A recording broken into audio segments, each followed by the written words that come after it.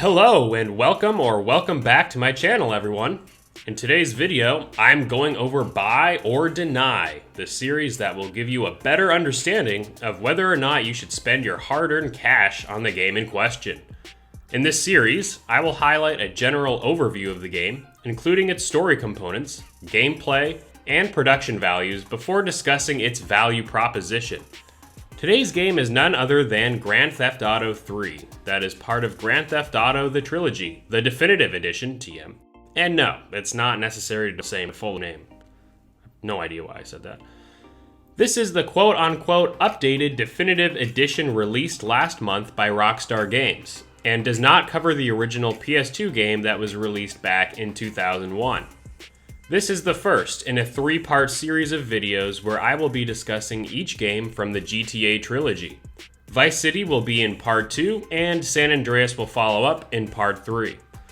I will not be discussing serious spoilers in this video, but keep in mind, I will be showing off gameplay that spans the entirety of the game world from my nearly 30-hour playthrough of this game, as well as some cutscenes early in the story. All gameplay and footage in this video is my own gameplay and was captured from the PS5 version of the game. And I also have some images from the internet that highlight some of the differences to expect between the new Definitive Edition and the original GTA 3 from the PS2. The vast majority of this footage is from the Day 1 patch of the game, and I have since played it under its more updated 1.03 patch to give you some insight on the various fixes that have been implemented. If you find this video entertaining and informative, please like the video and subscribe to the channel, and leave a comment about your own thoughts of the game. I'd love to hear from you. I've got a lot to say about this game as it seems to have been in an endless amount of hot water and controversy. So without further ado, let's get right into Buy or Deny. FML! Grand Theft Auto 3 The Trilogy, The Definitive Edition TM, strives to update the game that launched on the PS2 2 decades ago by updating the game's textures, character models, and controls to make it play more like contemporary titles, like GTA 5. GTA 3 takes place in Liberty City, which is loosely based off New York City, and was also a setting in the very first game, Grand Theft Auto. GTA 3 was the most groundbreaking 3D open-world game when it released, delighting players from all over the world as they hijacked cars, blasted their favorite tunes, and committed all sorts of mayhem around the city. Grove Street Games, the company responsible for the definitive editions of the trilogy, who also did the mobile ports of the classic trilogy, did not make any radical alterations to the game, other than some new lighting, weather effects, and the aforementioned graphical touch-ups, meaning the story and its cutscenes have been preserved and presented as is with no new enhancements made to the presentation. The story revolves around Claude, a silent protagonist who was on his way to prison after having been shot by his then girlfriend, Catalina. Like, what the f***?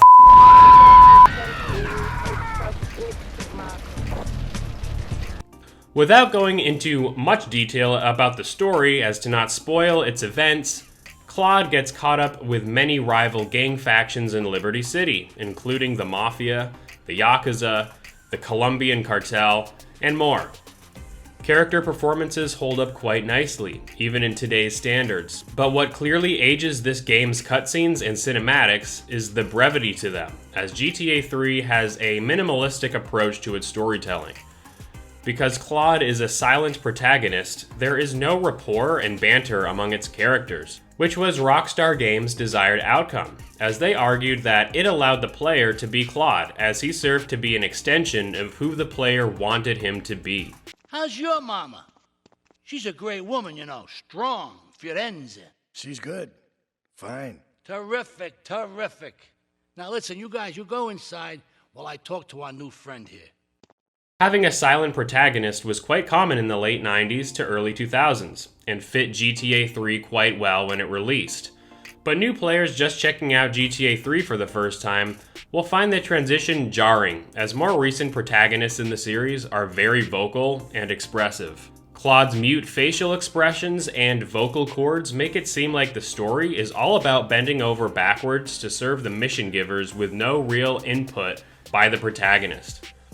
I, however, appreciate this now long forgotten way of storytelling, and I feel like it serves the atmosphere and setting of the story quite well.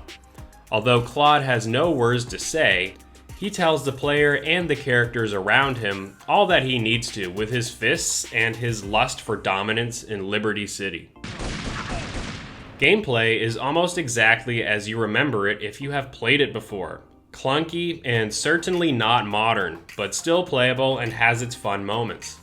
Playing through GTA 3 again reminded me of just how incredible this game was when it came out 2 decades ago. And although I was just a tad too young when it first came out, having played it a few years after its release, GTA 3 The Definitive Edition still retains the fun and arcadey charm of the original.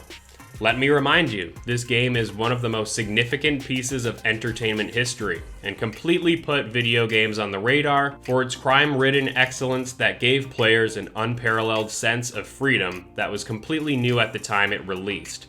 The driving has been improved by changing the acceleration and brakes to the triggers, and accessing the radio stations is very simple with the intuitive radio wheel that slows down time to help you make your selection. Claude runs quite fast in the game, just like the original, even outpacing some cars, and it just seems to be a little bit silly and outdated, but very much preserves the gameplay feel of the original.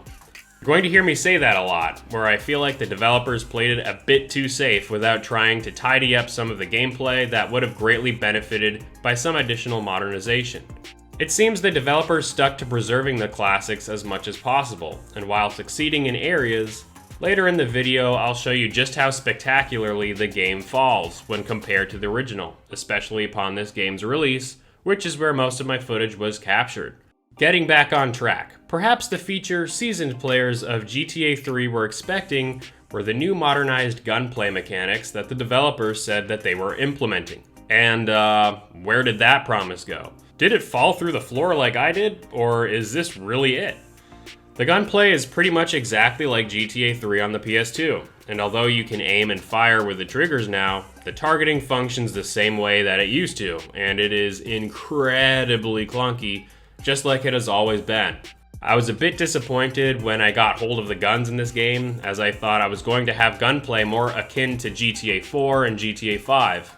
But this is just a glorified lock-on shooter that gives you almost no control when it comes to individual aiming. With the larger weapons, the game, just like the original, goes into a first-person perspective and completely stops player movement, giving the player more control of where to fire the weapon, as these weapons do not have a lock-on system. The downside to this first-person aiming is that you basically become a sitting duck, exposing your vulnerable body to all sorts of blunt trauma and bullet streams from afar. It just feels so lazy why they claim to have revamped the gameplay. They literally remapped the controls to the triggers. You either get a clumsy lock-on mechanic for the smaller firearms, or you get completely taken out of the heat of the moment when switching to a first-person perspective with the larger ones. There are numerous times in the game when you are chasing after a person to shoot down just to be forced to stop and manually aim your reticle to mow down a target that's trying to pull off their best Sonic the Hedgehog footwork. It's frustrating and lazy, and by no means adds anything of value to the Definitive Edition other than reworked control inputs. So many fights in this game are just clunky as clunky gets. Mobs like to get up in your face and blast away awkwardly as you run circles around them, or occasionally stopping dead in their tracks, soaking up all sorts of damage due to the weapon you are using. I know that completely reworking weapon mechanics does take time to change, as changing one element often requires changing many other elements in the game to keep it intact. But this is just a sad excuse for a 20-year-old game being called a Definitive Edition, where the gameplay is as clunky as some of the other additions to the title. Compared to its other siblings in the GTA trilogy, GTA 3 is a decidedly darker game, both in its tone and atmosphere. The color palette hones in on the muted, dreary colors of an urbanized, crime-ridden New York City with a variety of blue tints that concentrate the city's violent underbelly under its sinister gray skies. In the original PS2 version, GTA 3 was considerably more dense with fog and its overbearing storm clouds. However, in this quote-unquote definitive edition of the game, GTA 3 appears decidedly more vibrant and colorful, and although still atmospheric at times, There was something to be said about the original's color palette and dreary weather that added to the overall experience. This can be attributed to the developers giving the title a graphical overhaul in its textures, and especially in its lighting.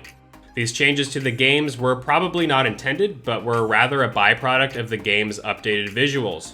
As nice as a lot of the graphics are now, my main gripe with this definitive edition of the game is that with all these updates to the graphics, it has lost a little of what made GTA 3 such a moody and atmospheric game. I completed the entire game on the game's launch patch, version 1.01. The game has since been patched a few times, and as of patch 1.03, the game looks considerably better.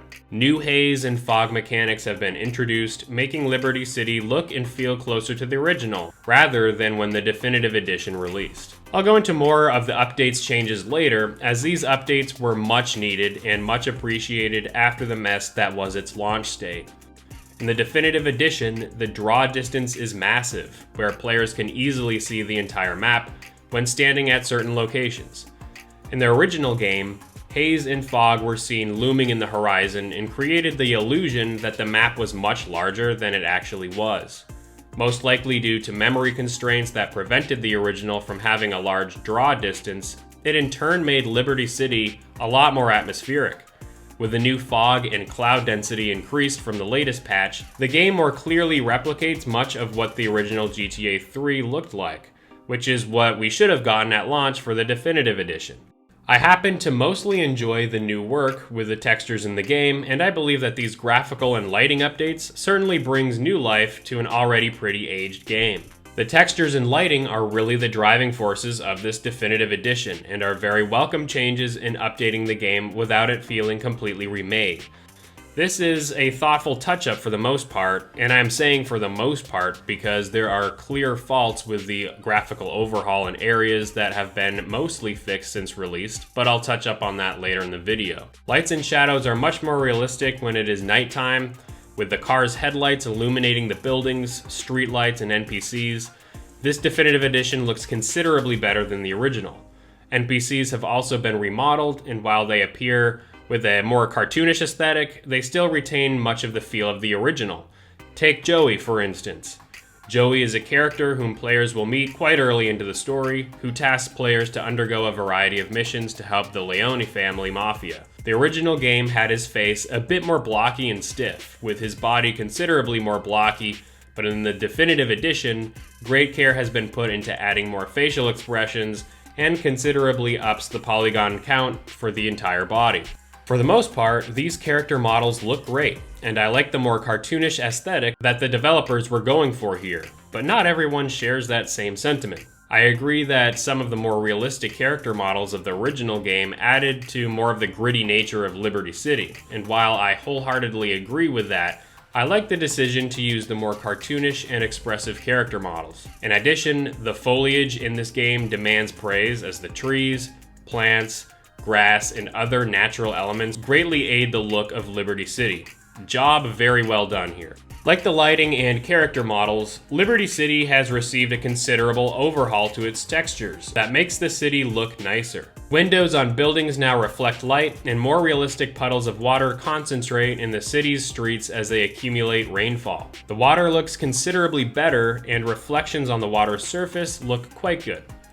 Off in the distance, the player can see a clear glimpse of the hillside areas not accessible to the player, that has houses lining the countryside. It all looks certainly better than the original, minus some glaring faults to the texture overhaul. Because much of this remastered work was done by AI and not done by human adjustment, many of the game's text was flat out wrong and incorrect upon release, with some of the streets lining being all over the place in some areas. I mean, look at this. Upon release, the internet went crazy with players finding all sorts of bugs regarding faulty textures, which further put the heat on Rockstar for releasing a seemingly rushed product. In this comparison screenshot of GTA 3, we can see the definitive edition sporting much more legible print, but with it came numerous spelling mistakes. Here we have an intersection where the road lines are disjointed and sloppily put together. I won't be going a lot into further detail about this, as it has been well documented across the internet for weeks now, but come on, I mean, this is just inexcusable and tarnishes these classic experiences greatly. The developers have since patched the games, fixing a number of these issues, but the issues were just so prevalent that it is going to take some time for everything to get ironed out. It is because of issues like this why I am hesitant to call this the definitive edition of GTA 3. Mind you, these issues permeate throughout all the games included in this package and are not just solely experienced with GTA 3. In my experience completing the game with nearly 30 hours logged in, I have encountered numerous problems. Mind you, much of the footage displayed was taken in the first few weeks after the game launched, so many of these issues are not present in the current update of the game. I found certain areas of the map where there was no collision, and I would just fall through the map in select areas. I also had difficulty with many of the breakable fences in the game. Upon breaking through a fence with force, the fence would animate as being destroyed, therefore you'd think I would be able to pass through, right? Not the case. Even though I had destroyed the fence, I was met with an invisible fence that I could scale with enough of an elevated jump. This was very prevalent in my playthrough and would take place across numerous fenced locations in Liberty City. I also had instances where NPCs wouldn't get in the car when they were clearly programmed to. This was especially frustrating when I was given a time limit, such as the taxi missions or certain story missions where I needed to pick up and drop off certain people in a time limit. These bugs are quite frustrating, and although somewhat comical, it got to the point where it was just sad. I mean, GTA 3 is perhaps the most influential open world game ever made, and you would think that a definitive edition would improve upon the original rather than get worse in some areas, right?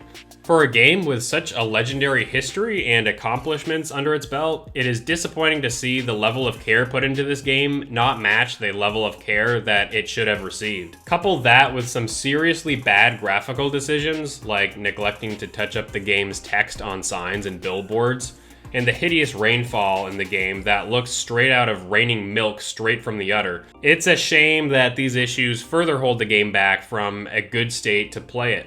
The rainfall was an issue that just recently got patched, but playing through the entirety of GTA 3 with a horrible rainfall, especially at nighttime, made it hilariously difficult to complete some missions and made me question whether this game was ever playtested. In this clip, you can see my car falling at a speed that matched the rainfall, creating this bizarre effect where it looks like zero gravity had been achieved. I also had my game crash a total of 17 times, which is completely unacceptable. Frequent saving is the only way to get around this, and I sincerely hope this issue was remedied because there is nothing more frustrating than collecting a lot of hidden packages just to have your game crash, forcing you to start over. Also, I played GTA 3 The Definitive Edition on a PS5, and the game had numerous times where it struggled to even achieve a smooth and solid 60 frames per second. We are talking about a 20-year-old game with incremental texture upgrades that fails at achieving an industry standard performance on one of the most current and modern pieces of hardware. It's a shame when you see so many smaller teams that make larger games with more sophisticated graphics that have no trouble optimizing their game to be as smooth as possible. Yet you have a developer with years of experience under its belt release a game in such a poor state. I feel like I'm spouting a lot of negatives, which is true. I do find this edition of the game to be quite disappointing in areas. But with the recent updates fixing a lot of these graphical errors, the game looks considerably better. Introduced in the 1.03 update, what you are seeing now, were a slew of fixes that made the game a lot smoother, now hitting a mostly smooth 60 FPS, along with a decreased rainfall volume, which certainly looks better, but I believe just needs a few tweaks. The new fog and cloud densities added to the map make the appearance of Liberty City appear quite similar to the oppressive and gloomy feel of the original. These are all great improvements, but it's just a shame that this wasn't the product that we got upon release. In Buy or Deny, my objective is to give you a good idea of what you are potentially buying into. And so including these issues that appeared at launch gives you a good indicator of how poor the initial release of this was, how far the game has come since, and also a glimpse into areas that this title can benefit by getting further care and attention. Grand Theft Auto 3 The Definitive Edition still has a lot of great moments. The car handling is solid, with each vehicle handling differently according to its dimensions, acceleration, weight, etc. blasting the solid, albeit brief list of radio songs is a delight. Trust me, there's nothing quite like blasting opera music while mowing down a sea of thugs before shooting off a ramp, flinging you into the sky in a dramatic slow-mo pan.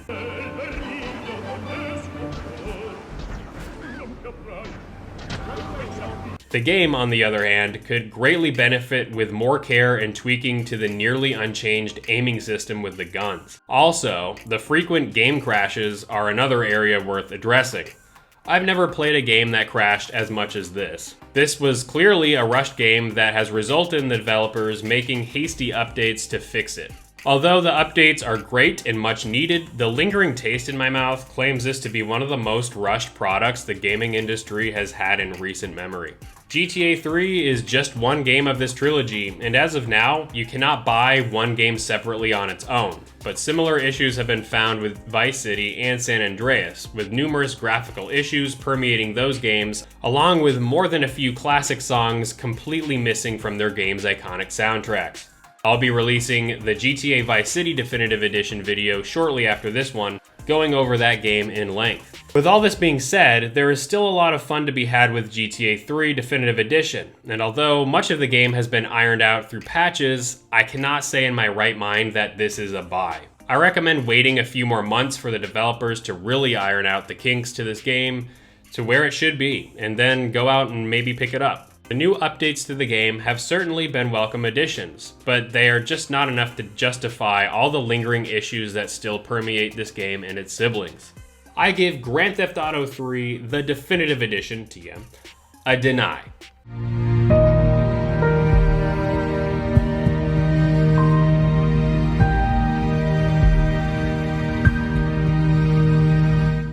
Well, that's it, folks. I hope you enjoyed my analysis of the game. Please let me know what you all think in the comments below, as I'd love to hear if you are looking into picking up the trilogy, or if you've already played it and what you think of it so far. As a new YouTuber, please give me feedback, as I would love to hear the areas that I can improve upon. Like always, like and subscribe to more content, as I release new gaming content weekly, and let's get an awesome community of fellow FMLers going. I appreciate each and every one of you, and hope you all have a great, safe holiday season. Till next time, FML!